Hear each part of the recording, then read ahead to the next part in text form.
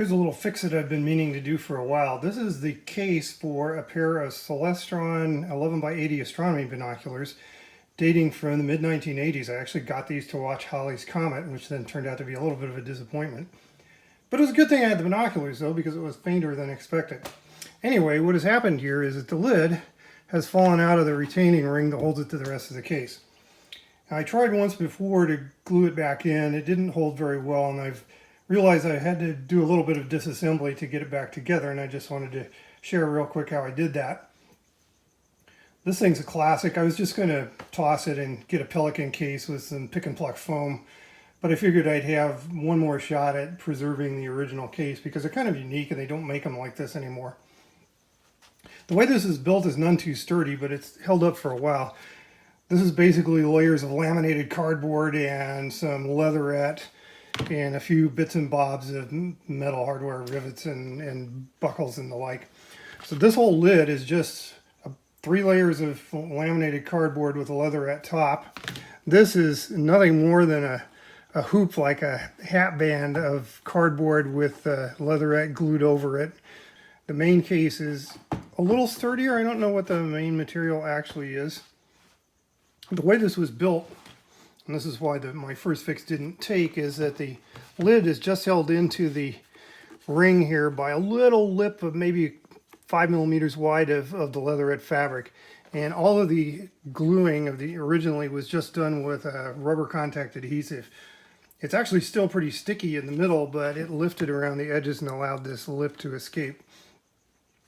So I finally concluded I was going to have to delaminate the lid in order to glue this back down really firmly, and I've got some modern fabric glue that hopefully will be a more permanent bond and not pull off with the cold flow like the contact cement has. So let's get going. I've actually already kind of started. I'm carefully separating this along 2 layers here. I've just been using a putty knife to slowly peel apart 2 layers of cardboard that are stuck together with the contact cement. I'm just using the putty knife here to slowly wedge it off, and I'm going to do the rest of this off camera because it's just kind of slow. I'm trying not to mangle the cardboard too much. Well, that didn't take too long, just a couple more minutes. So as you can see, the cardboard delaminated a little bit. I'm not going to remove the excess. I think that at the end I'm going to bond these 2 pieces back together with contact cement so that it'll be feasible in the future to remove the lid again if needed. But what I have to do now is get this part glued into here much more strongly, on the assumption that we won't be removing that again. We don't want it to come off. There's not much bonding area. And further complication is this ring is not easily removed from the case overall because these are riveted, and I would have to take off all these rivets if I wanted to actually separate it. So I think I'm going to see if I can come up with a fixture that will let me hold this in some reasonable orientation while I glue the main panel back on. First, I'm going to repair the lid because it's easy and it's going to give me a way to check out the fabric glue. You can see that the edges of the leatherette have peeled up. Again, they're narrow, and contact cement is not super appropriate for trying to hold down something with that little surface area. I'm probably going to go over to a table and do this, but my goal is to get this put back down and so that it won't come up again. And a quick look at the binoculars. The case goes to Celestron 11 by 80s, mid-1980s, made in Japan, unlike the newer stuff. The 11 by 80s are pretty amazing. They have a huge exit pupil, over 7 millimeters. Some people's eyes can't even really exploit that very well, but boy, they are nice. It's like a pair of 3-inch telescopes bolted together. I use them for astronomy. I also use them for tracking high-power rockets, trying to figure out if something is deployed as parachute at 15,000 feet. Mostly used on a tripod. That tripod adapter is crucial. The only thing I don't tripod them for is tracking the rockets when they're overhead. All right, let's do some gluing. So there's some pretty sloppy construction here in the very beginning. This little assembly is really only 3 pieces. There's 2 layers of cardboard in the leatherette. The 2 cardboard pieces, one is smaller than the other, and they're just laminated together. But the smaller one, which is intended to take up the thickness of the leatherette and make it so that it's a flat thing that can be glued to the next layer, is off-center. I mean, it's considerably off-center. And also the leatherette patch itself is off center. There's much more of a margin over here, and way down on this end, there's barely any overlap to be folded under and glued. So I'm hopeful that the fabric fusion will take care of that, but we're sort of taking it as it goes here. We'll see if it actually has enough holding power.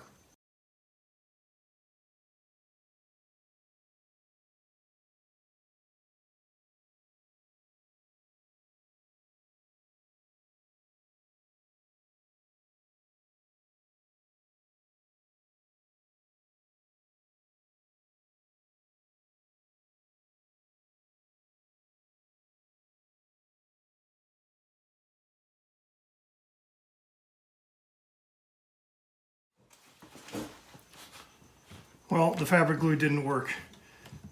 The stuff just came up again right away. So we're off to a new try. I think it's either going to be hot glue or maybe some thick super glue. Okay, the hot glue is working pretty well, a lot better than the fabric glue.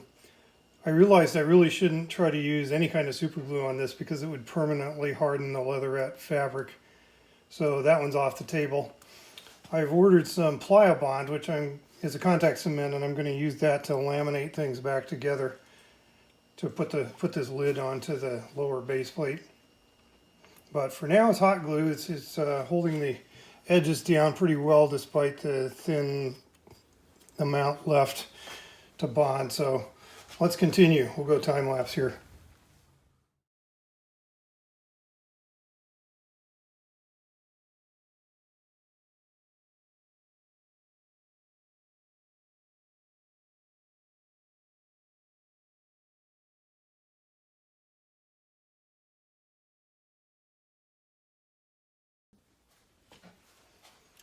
All right, the hot glue stuck the edge down pretty well. There's one thing I'm going to have to clean up. There's a place where the leatherette overlaps the second layer of cardboard a little bit. I'm going to dig up a razor blade here and trim that off.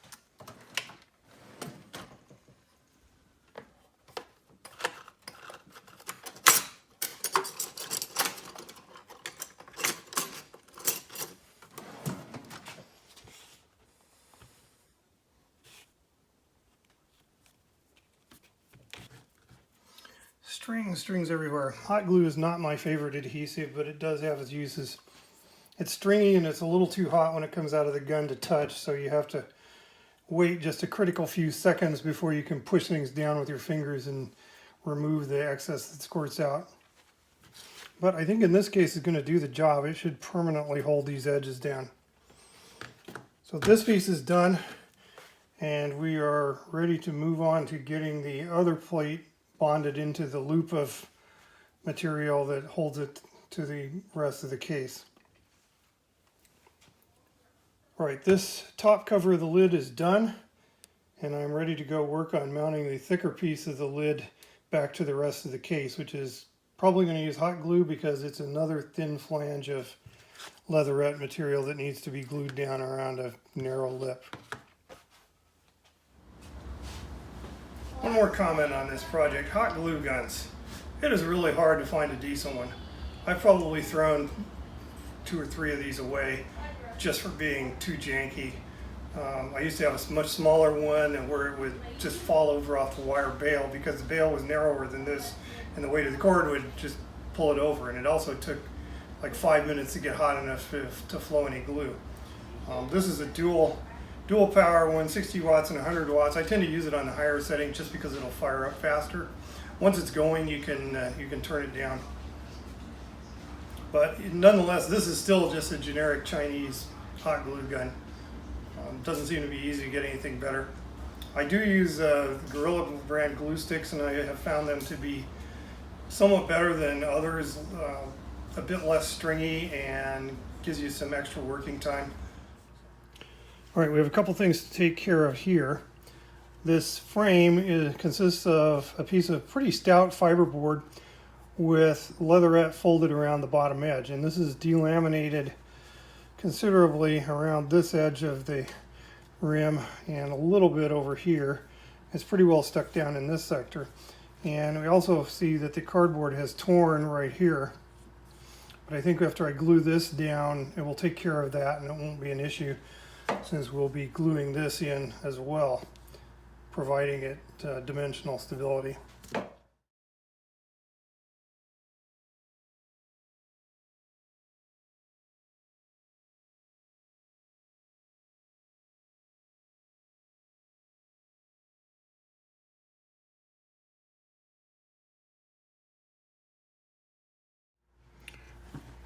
Catching up, there's one more thing to do on the bottom here too, which is to tack down this lip of the leatherette, which is pulled away from the bottom panel. The bottom panel is mounted pretty much the same way as the top one, except there's no decorative cap over the end. I think I tried to repair this once a long time ago, and the bottom panel is a little bit mispositioned here, but I don't think it's going to matter. I'll get it pushed down a little bit and get this sealed down with hot glue, and then we'll be good to go.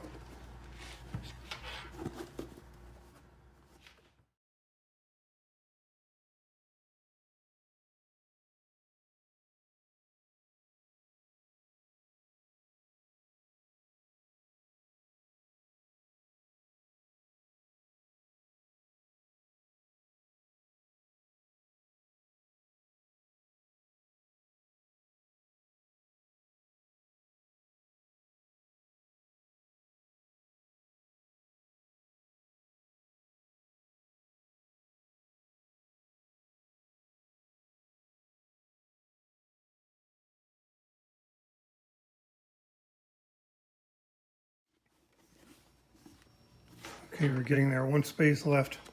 You have a very limited time when you can rub off excess hot glue conveniently while it's still warm.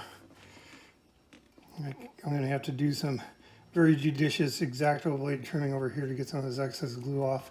Turns out this lip is actually not glued down very well along most of this edge either. A little more work to do than I thought. So as you can see, the technique is just to get a little bit of glue under the edge and then wait just a few seconds and then smooth it down and start squirting out the excess.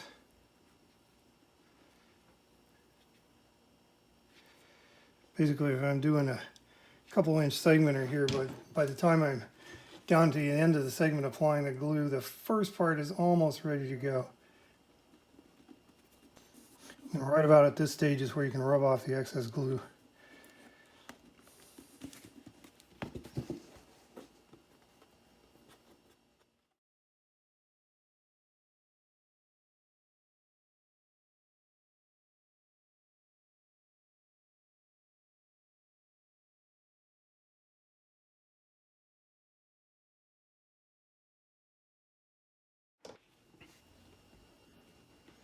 All right, there's the bottom, considerably better adhered than it was. I'm going to call that good now. I'm going to take a break. Got to go find a new glue stick. Okay, I'm ready to glue the lid into the frame.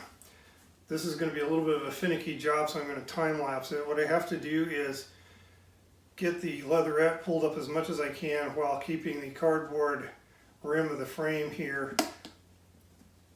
underneath the lid and not have the lid go inside it, because if the lid goes inside it, everything's going to be off when I'm done.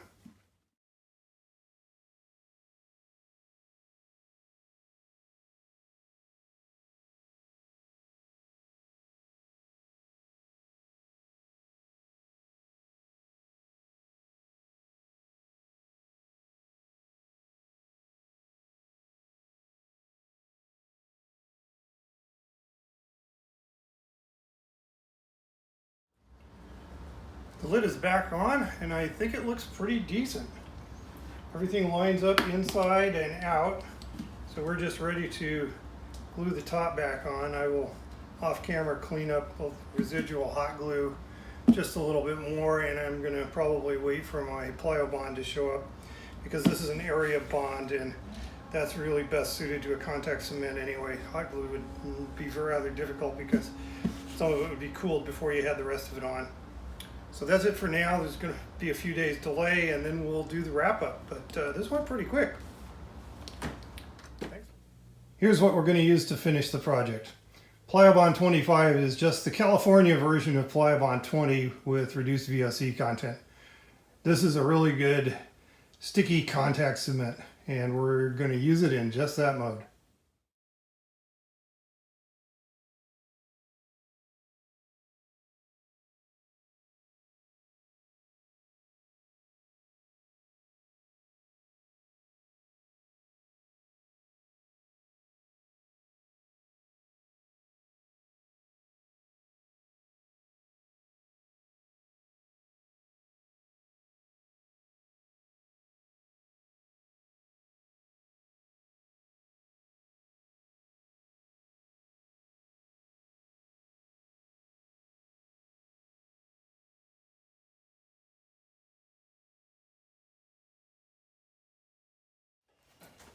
Okay, it's been 5 minutes since application. I put a good amount of Pliabond on here. I'm going to bond the lid now to the top and then turn it over and await it with some pieces of metal that I have awaiting turning on the lathe and mill. So here we go. This is kind of a one-shot operation. Got to line it up and not allow too much contact before you're pretty happy that things are centered, because it is not going to be easy to move afterwards.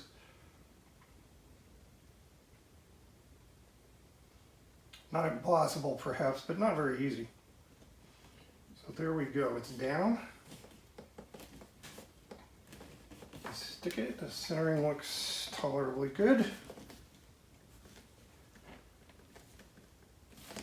Now we're going to just stack weights on here.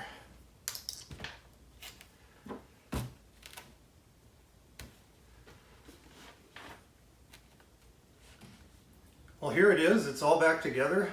It looks about as good as it ever did. Pretty sturdy. The top is on there. Thought it was important to use contact cement on the lid just because if I ever have to take it apart again, it will at least be possible, as opposed to doing something more permanent. But overall, I'm pretty happy. That brings this mini project to a conclusion. Thanks for watching. Hope you come back.